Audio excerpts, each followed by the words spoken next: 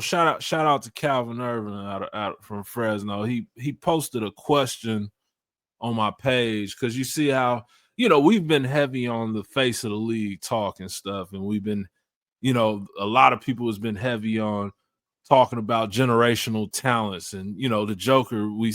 Some of us said he's top 10 all time right now. Some people are starting to say SGA is a top 20 player or whatever. I'm just throwing out a number, but are we giving out these titles too quickly? Because the point he made is like when we seen, Tim Duncans of the world or, whoever, all the different, legends we've seen, they've dominated for, 10-year stretches, 10 years or more. Yeah. And now, when guys, 3 or 4 years in of their prime, are we labeling guys too quickly? Because I think we said the other day Joker was top 10.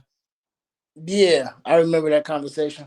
I think we kept going back and forth to whether he's a top 10 center more so than of all time than we was a top 10 player. That's okay. Okay. Yeah. That's fair. Right, I think that's fair. It is. And to answer that, I think we are, but I think the reason why and I'll say we because I guess we're all a part of this too, is because it's more of a shock value thing. Everybody want to be the first one to say that this player has reached these accolades or this player has this pinnacle. Granted, then we watch these players, like you said, dominate over a 10-year span. We've seen these players go back to back to back to back on NBA championships, and these rivals have been turned throughout the years against other great players. And now it's more of a thing because it's a social media driven, environment now. Everybody wants to be the first one to say it. And I just think this stuff it's almost shortcutting the players more so because they're getting these accolades and they haven't accomplished nothing.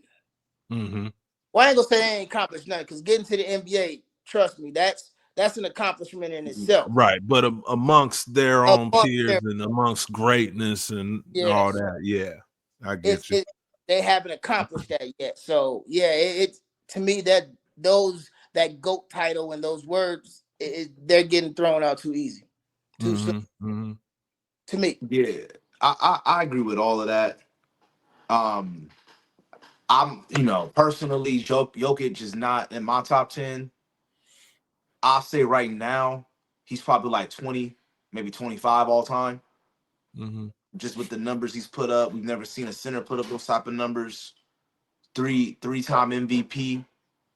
A lot of people will say 4-time MVP. He deserved it this year. Right. But I think a lot of it has to do with, I don't want to use this word, but I'm going to use it anyway because I can't think of another word.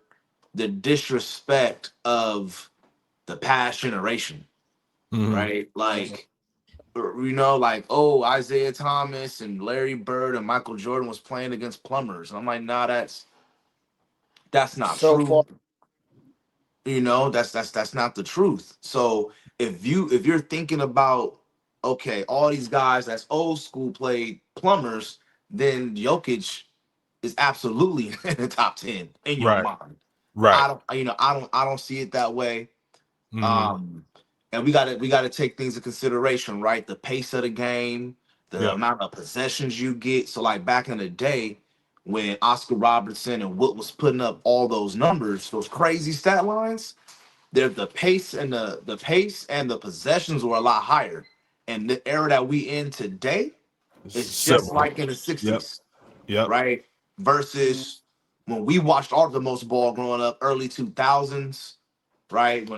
So if you take Kobe's season where he averaged 35, like it was way harder to score 30, 35 points a game compared to the past and compared to now. So when I'm ranking, I'll take all that stuff in consideration. You know what I'm saying? But yeah, I do think we get a little ahead of ourselves because we in a moment. Right. We in a moment.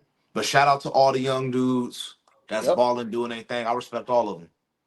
Nah, for sure. And I agree. And I've always been, or I like to think that I've been strict on when I start to, move people up in the rankings of all-time greatness or whatever, and even Hall of Fame.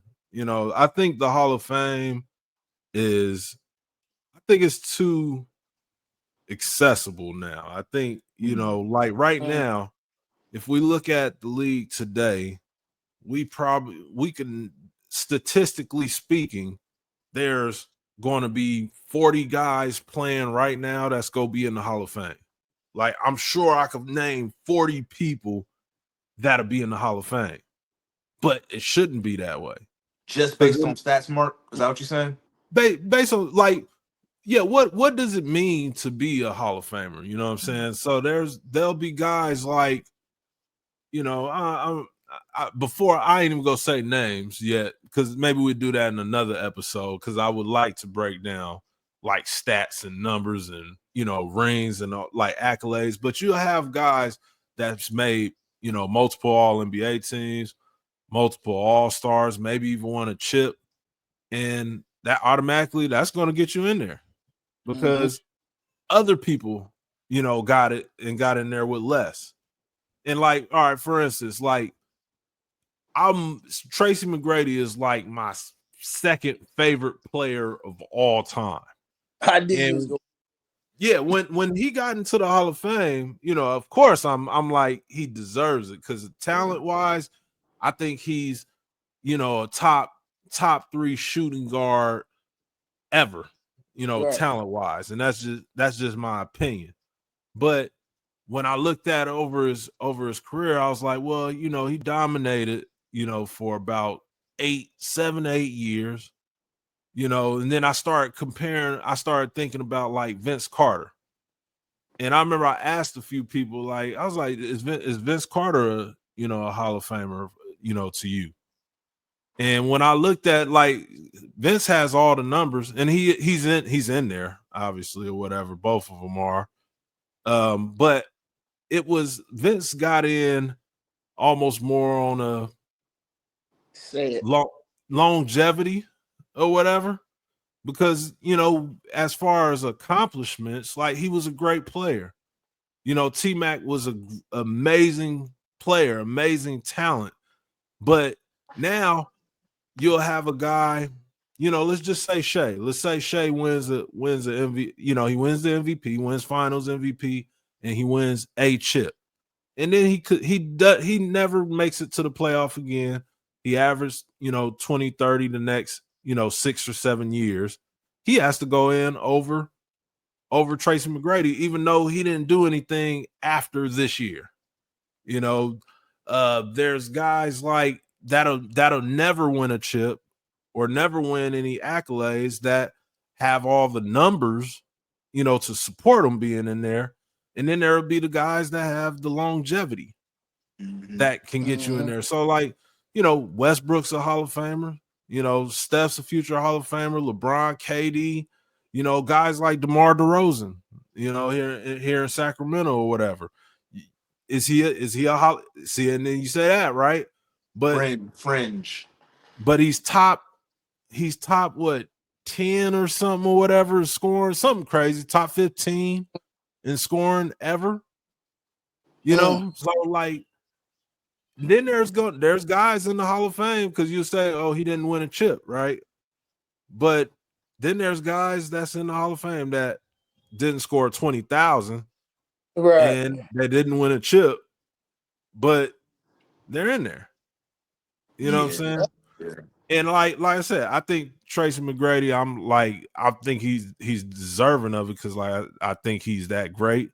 But statistically speaking, DeMar career stats is better than T-Mac's. And I think, you look at a guy like Trae Young, when he retires, when he retires, he's going to be top 5 in assists all time. And probably be long as he's healthy, probably be 20,000, point. I bet we could name 40 players. That's crazy. That'll be in the Hall of Fame. Bro. And he'll probably be top 5 in 3-pointers made as well. Yeah. So for me, you brought up a good point, Mark, and I definitely want to hear what Dalen got to say. The word that you used that stood out to me was too accessible. Because Deion said the same thing about the NFL Hall of Fame. So for me, I think if you are one of the, I won't put a number on it, but if you're one of the most dominant players in your era, you deserve to be in the Hall of Fame. And dominant, you could look at dominant in a lot of different ways. I'll give you a good example. If you don't know nothing about them and you just see their career stats, right? If you see this guy's career stats when it's all said and done, you're not going to say he's going to be a Hall of Famer.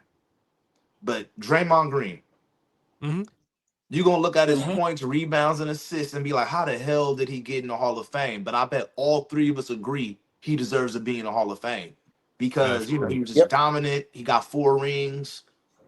He, for his era, he was the best defensive player, guarded all 5 positions. So I think they are making it a little bit accessible, but T-Mac definitely, he got in first ballot because he was one of them ones. Like in his era, he a top 10, maybe even lower, top 7 player of his era. Yeah. So it's like you gotta let him in. You gotta let him in. DeMar DeRozan, on the other hand, longevity, sure, but I can name, in my opinion, I feel like I can name a lot of players that are better than him in his era. And he's somebody that might get in the Hall of Fame, but won't get in until much later after he retires. They might let him in 15, 20 years after he retired versus a Kobe or Kevin Garnett that got in immediately. On first ballots, right. Yeah.